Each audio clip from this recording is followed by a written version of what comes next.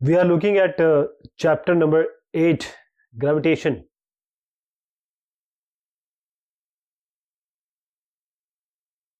Question and answer on gravitation.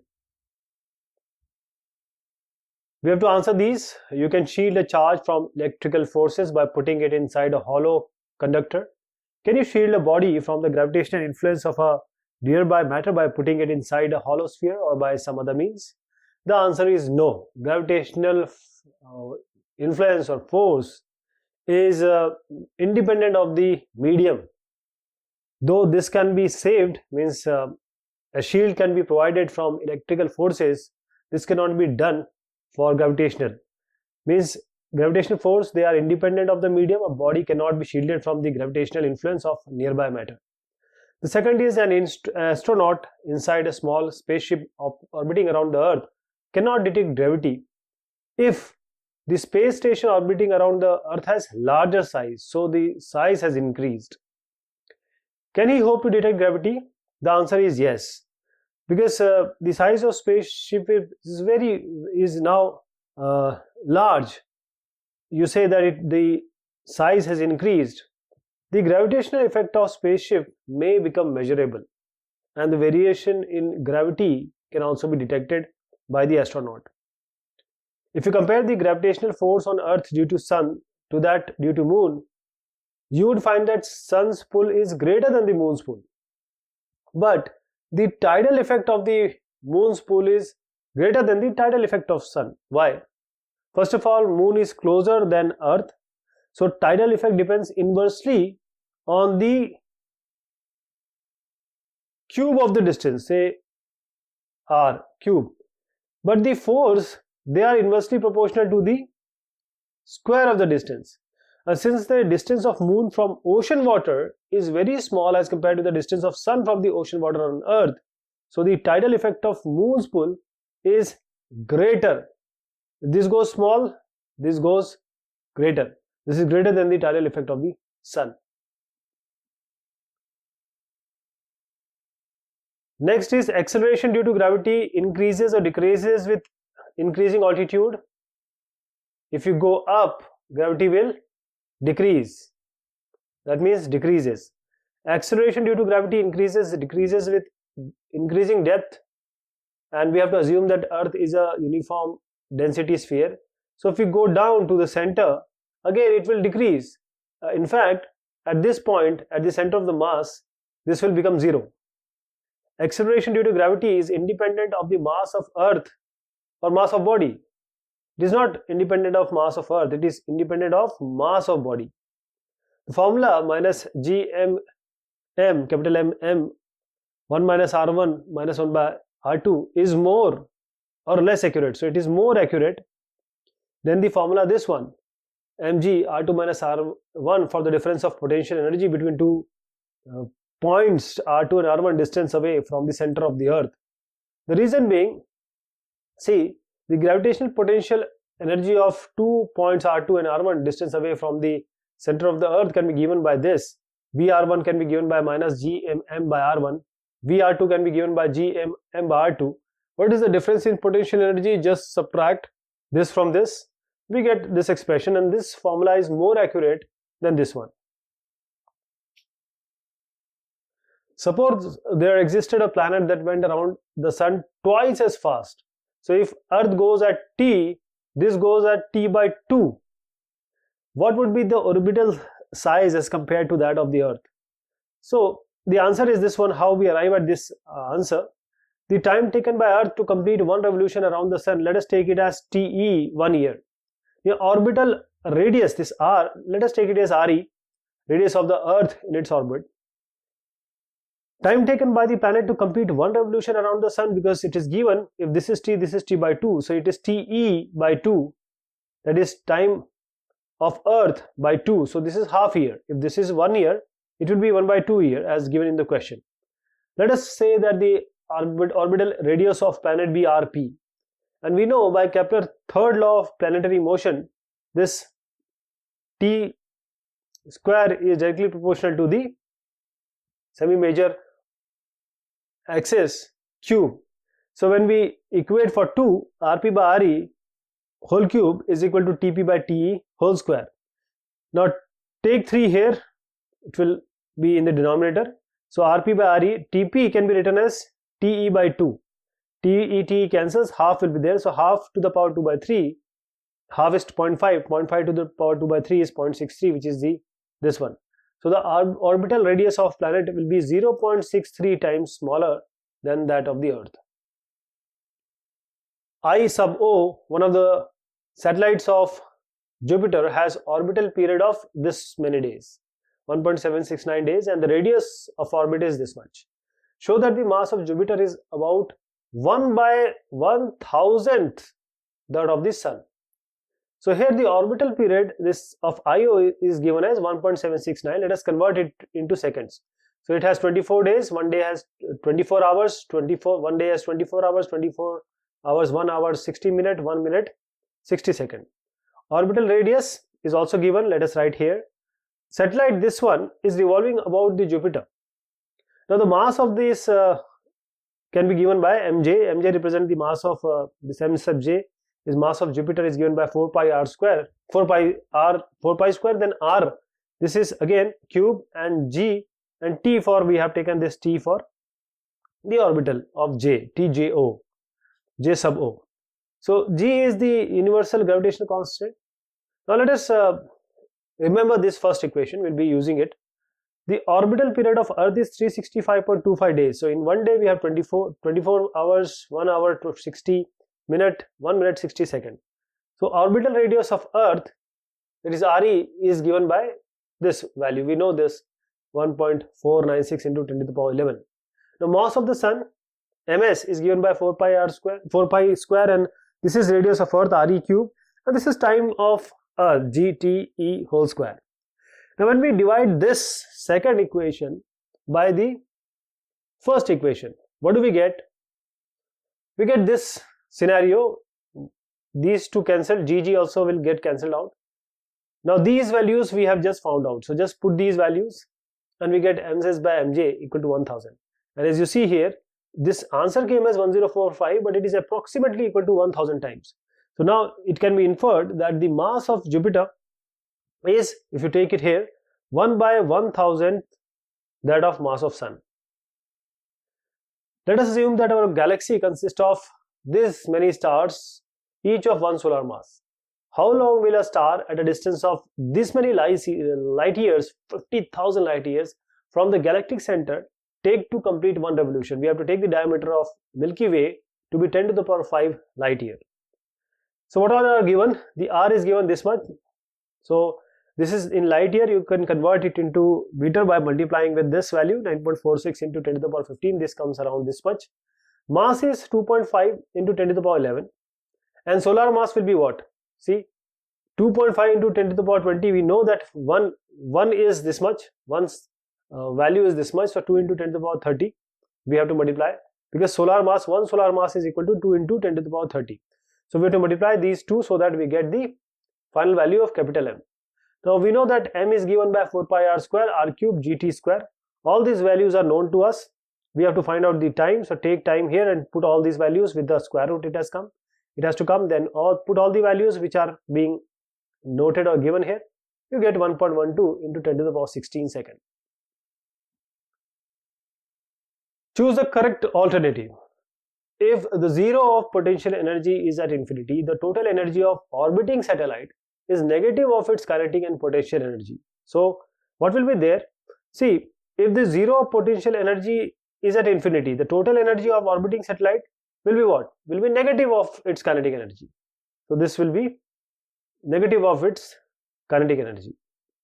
The energy required to launch an orbiting satellite out of Earth's gravitational influence is more or less. So it is less than the energy required to project a stationary object at the same height as the satellite out of Earth influence. Does the escape speed of body from the Earth depend on? All these we'll see. See, first of all, we have to know that the escape speed VES is given by under root 2gr, which came from 2 into capital G capital M by R. So these are two expressions. Now the escape speed of a body from the Earth does not depend on the mass. See, the escape speed does not depend on the location also from where the body is projected. Also, the escape speed does not depend on the direction of the projection. The escape speed of the body depends on the height of the location from where the body is projected, because the escape velocity depends on the gravitational potential at that point from which it is projected, and this potential will depend on the height as well. So this will be the escape speed depends on the height, because eventually it has come from gravitational potential, which depends eventually on the height. A comet orbits the sun in a highly elliptical orbit. Does the comet have a constant linear speed, angular momentum, angular speed, kinetic energy, potential energy, total energy throughout its orbit? Neglect any mass loss of the comet when it comes very close to the sun. See, the angular momentum and total energy, these are very important. Angular momentum and total energy at all points of the orbit of a comet moving in any highly elliptical orbit around the sun, they will be constant. But the linear speed, angular speed, kinetic and potential energy, they will vary from point to point. So only these two will be yes, that means angular momentum and total energy, others no. Which of the following symptoms is likely to affect an astronaut in space? Swollen feet, swollen face, headache, orientation problem. These three he will be affected. Swollen feet may not be. So legs hold the entire mass of a body. You are standing on a ground because there is a gravitational pull. In space, an astronaut feel weightlessness because of the absence of gravity. There is no gravity. So the swollen feet of astronaut do not affect him or her, but swollen face and headaches and space, they or you can say the astronauts will be affected by these. Choose the correct answer for following among the given ones. The gravitational intensity, first we have to see this one. The gravitational intensity at the center of hemispherical shell of uniform mass density has the direction indicated by the arrow. So what is the answer? First, we have to start with a full sphere, means complete sphere. Then we will talk about the hemisphere. So gravitational potential V is constant for at all points in a spherical shell. So the gravitational potential gradient, which is given by dV by dr, is 0 everywhere inside the spherical shell. So the gravitational potential gradient is equal to the negative of gravitational intensity, we know that. So the intensity is also 0 at all points inside the spherical shell. So this is indicating that the gravitational forces acting at a point in spherical shell are symmetric. If now the upper part of the spherical shell is cut out, as you see here, the net gravitational force acting on a body which is located at O will be in the downward direction now. So the gravitational intensity at point, which is defined as the gravitational force per unit mass at that point, will also act in the downward direction. So that the gravitational intensity at point O of this hemispherical shell has a direction as indicated by this arrow, which is downward, C. Now there is another part. We have seen the figure, the direction of gravitational intensity at any arbitrary point, not on the center, but any arbitrary point P is indicated by what? D, E, F or G. So this is the scenario where it goes. Whether it be E again, yes. The gravitational, we will have the same discussion here. The gravitational potential is constant for all points. We'll start with the spherical one. So all points in the spherical shell. So the gravitational potential gradient dV by dr is 0 everywhere inside the spherical shell. And the gravitational potential gradient is equal to the negative of gravitational intensity. So the intensity is also 0 at all points in the spherical shell. So this indicates that the gravitational force acting at a point in a spherical shell are symmetric. Now if the upper part of the shell is cut out, you see in the figure, so the net gravitational force acting on a particle which is at arbitrary point, not at the center, will be in the downward direction. And since the gravitational intensity at point is defined as the gravitational force per unit area only, at that point it will also act in the downward direction. Thus the gravitational intensity at any arbitrary point P of the hemispherical shell has the direction as indicated by the arrow E here. Okay, this is the direction. A rocket is fired from the earth towards the sun. at what distance from the Earth's center is the gravitational force on the rocket 0? Mass of the sun is given, mass of Earth is given, we have to neglect effect of other planets, and orbital radius has to be taken as 1.5 into 10 to the power 11 meter. Now this is the scenario. This is sun, this is Earth. So mass of sun is this much, mass of Earth is this much, the orbital radius is given, r is given. Mass of the rocket, let us assume here to be m. Now let us say that it is x be the distance from the center of the Earth where the gravitational force acting on this satellite P becomes 0.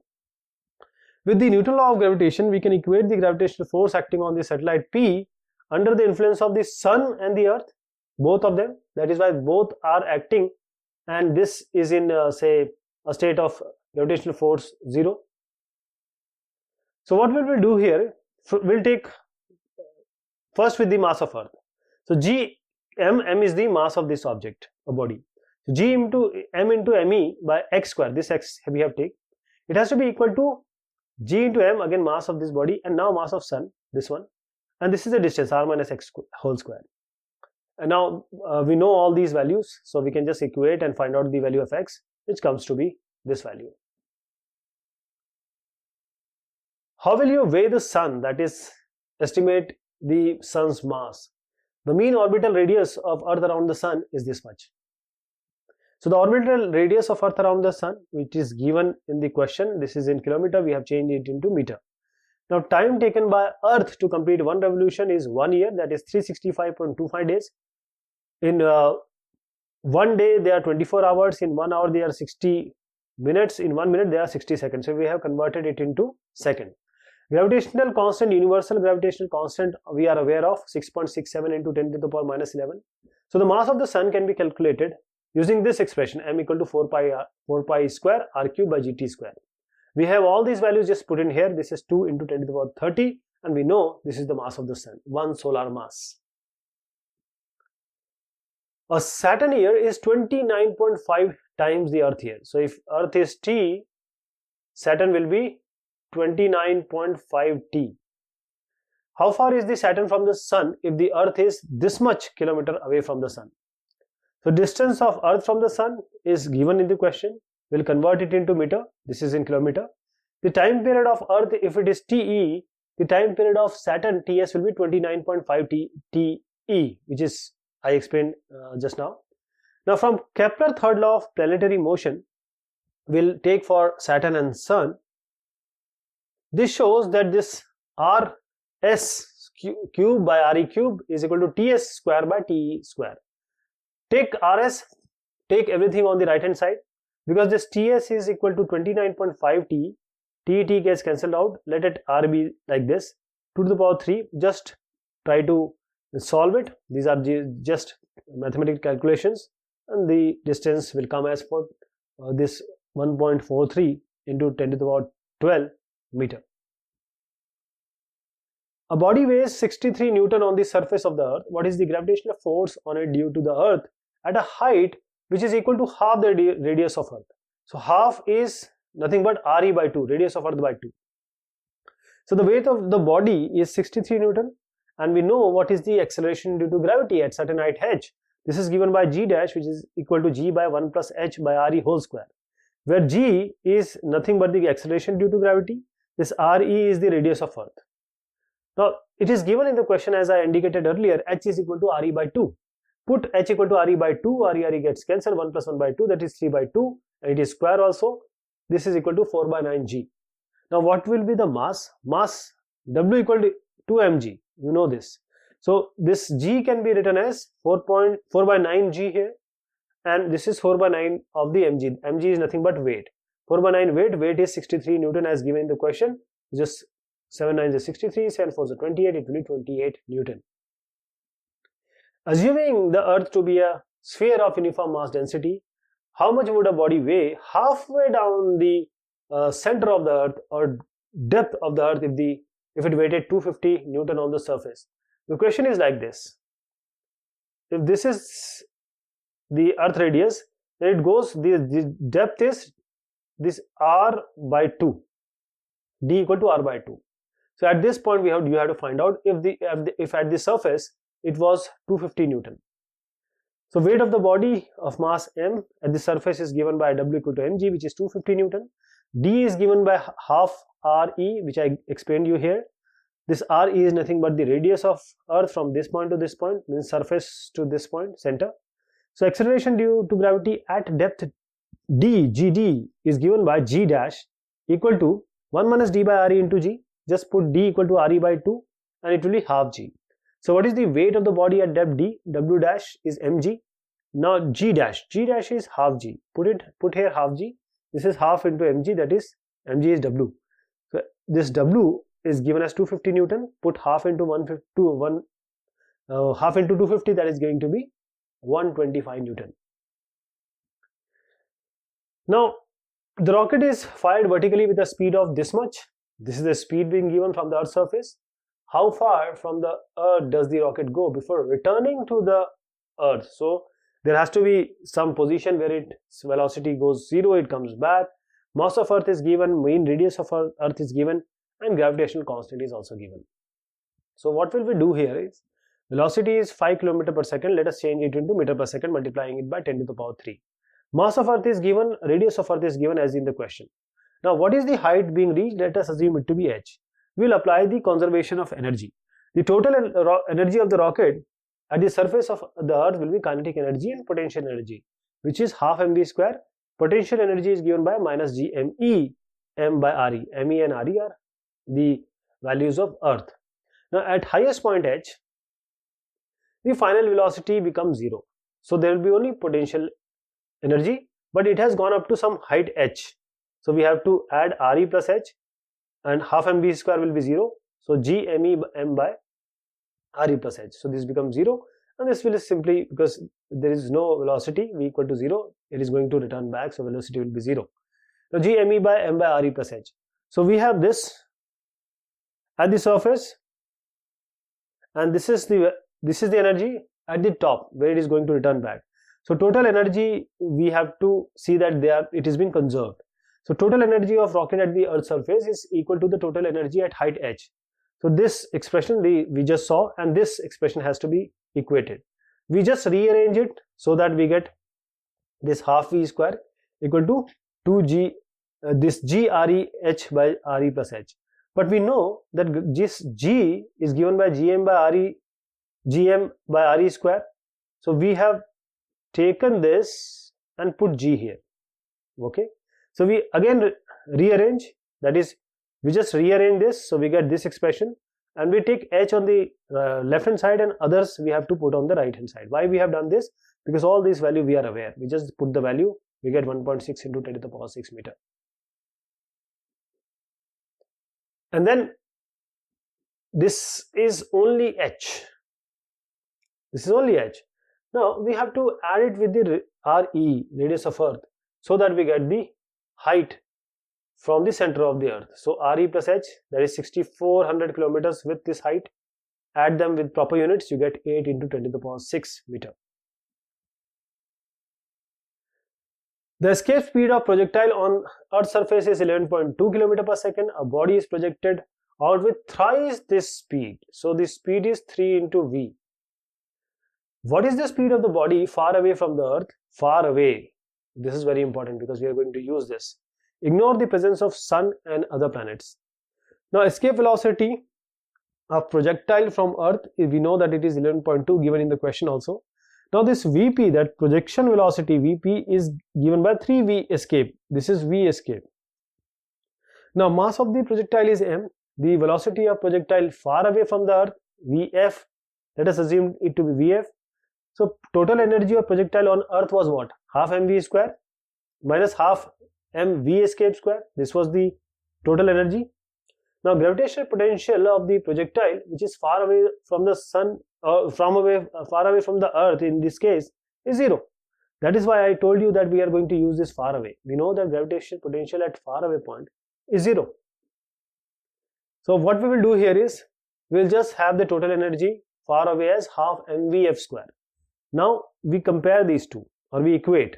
This is the total energy on the surface, on the Earth, and that is the energy at far away point. We equate it, half m, half m, half m cancels out.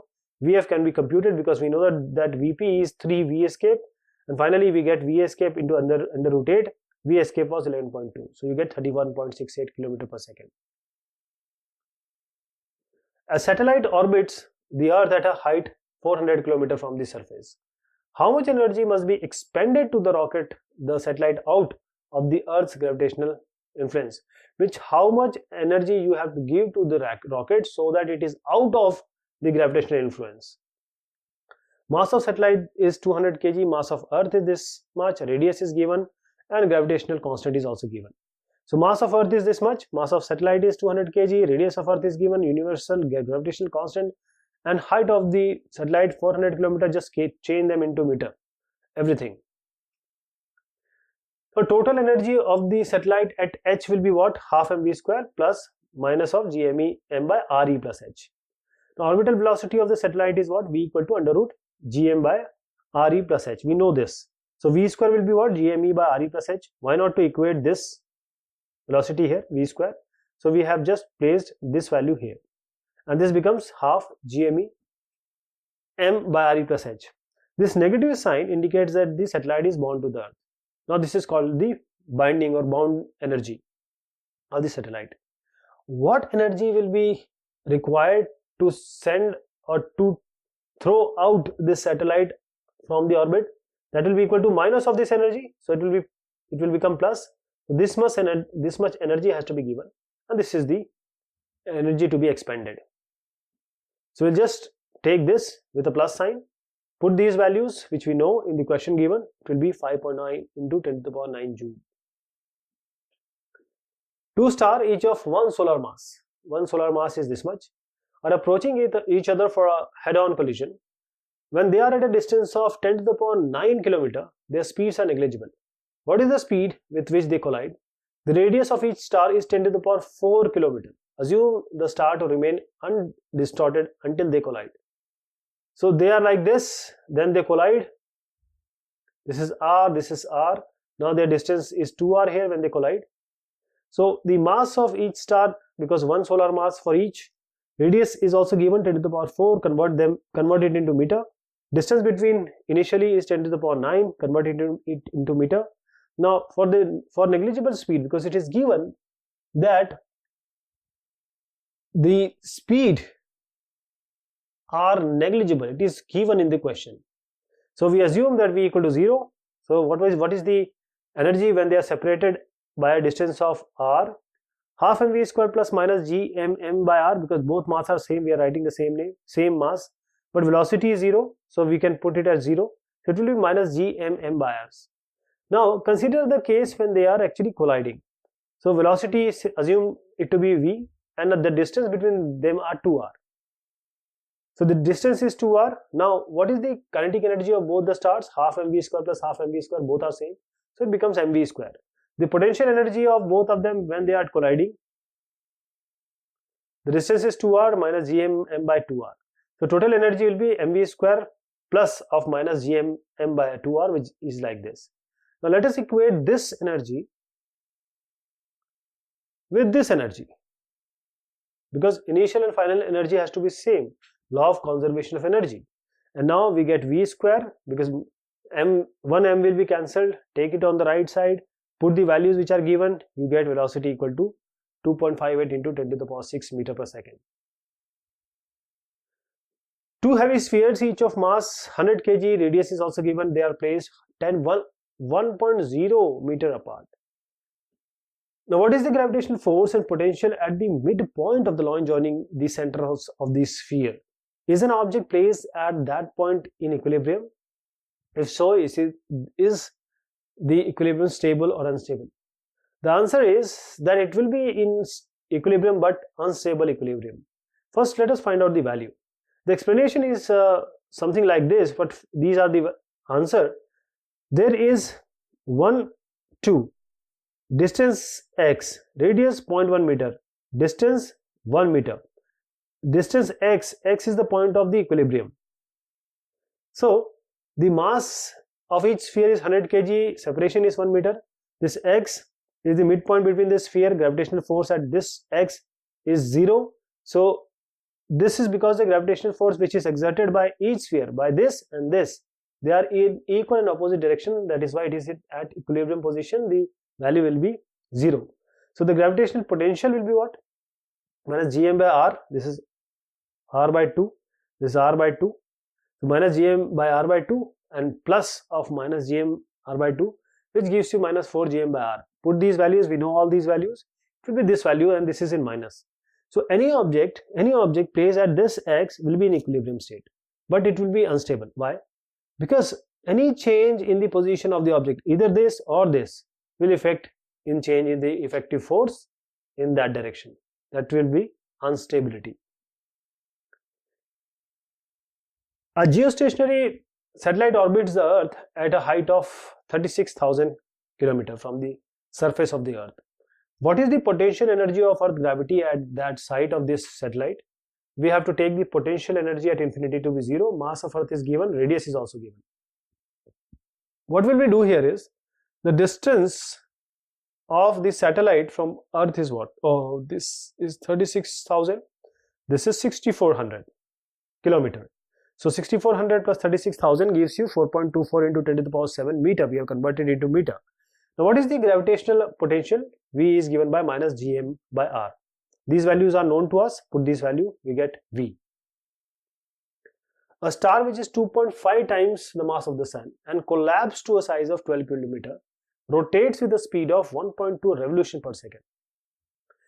These are neutron star, extremely compact star of this sort are known as neutron star. There are certain stellar objects called as pulsars, which also belongs to this category. So when an object placed on its equator remains stuck to its surface due to gravity, let us see the value of g, what it comes. Then we'll say that it remains stuck or not. Mass of sun is also given. So acceleration due to gravity, we know g equal to gm by r square, where m is the mass and r is the radius of the star. But the outward centrifugal force, there is a centripetal force, there is a centrifugal force. So outward centrifugal force acting on a body, say mass at the equator of the star, will be mv square by r. We can write v equal to r omega. So it will be m v r square omega square, or you can say m r square omega square by r. So 1 r cancelled, so 1 m r omega square. This we will use. So the acceleration due to gravity with this equation will be this number. We know all these values, gm by r. Now inward force due to gravity, we know that mass into acceleration in this case is gravity only. So we'll put this value. So inward force will be m into this value. Now what will be the outward centrifugal force? mr omega square, as I said here. We find out mr omega square. We'll put this value, omega can be given by c. This is also given, revolution per second. So we just put this value, we get m into, we'll just solve them. So we get m into 1.06 into 10 to the power 6. And since here the inward force due to gravity on a body at the equator of the star is many times more than the outward centrifugal force, the body will remain stuck to the surface of the star, it will not move. A spaceship is stationed on Mars. How much energy must be expended on the spaceship to rocket it out of the solar system? Mass is given, mass of sun is given, mass of Mars is given, radius is given of Mars, radius of orbits of Mars is given, and capital G is also given. So let us assume that r be the radius of the orbit of Mars, r dash be the radius of Mars, m be the mass of sun, and m dash be the mass of Mars. Small m is the mass of spaceship, and the potential energy of spaceship due to gravitational attraction of the sun is minus g capital M small m by r. Now potential energy of the spaceship due to gravitational attraction of Mars will be minus g m dash here or r dash here. Now since the kinetic energy of spaceship is 0, so total energy will be what? Half mv square we cannot use. So minus gm m by r minus g m dash m by r dash. So this is the scenario. Now what will be the energy required to you can say rocket out or throw out the spaceship from the solar system? This will be minus of this whole. So minus plus, so total energy of spaceship, so this much. So we'll just use this value because minus become plus. This much of energy has to be expended to throw it out of the you can say orbit. So these values we are known in the question, all these are known. Just put this value, you get this value. A rocket is fired vertically from the surface of Mars with this speed. If 20% of its initial energy is lost due to Martian atmospheric resistance, so 20% is lost, so 80% is remaining. So 80%, that is 2, 2, 8, 4 by 5, 4 by 5th times the energy is retained. How far will the rocket go from the surface of Mars before returning it? Mass of Mars is given, radius of Mars is given, g is also given. So here what we will do, the initial kinetic energy was half mv square. Initial potential energy was minus gm m by r. M is the, small m is the mass of the rocket. Capital M here in this case is the mass of Mars, radius of Mars r. So initial energy will be simply half mv square plus of minus gm m by r. This we know. Now 20% of kinetic energy is lost, so 80% will be remaining. This will be 4 by 5 of half mv square minus gm m by r. This becomes 0.4 mv square minus gm m by r. Now when the rocket reaches the highest point, at h the kinetic energy will be 0. So only potential energy will be there, and we have to add a h because it has gone up to h. So we have to equate this one with this one. We equate them, we rearrange them and try to find out h, take everything on the right hand side, and this values are we have known in the question.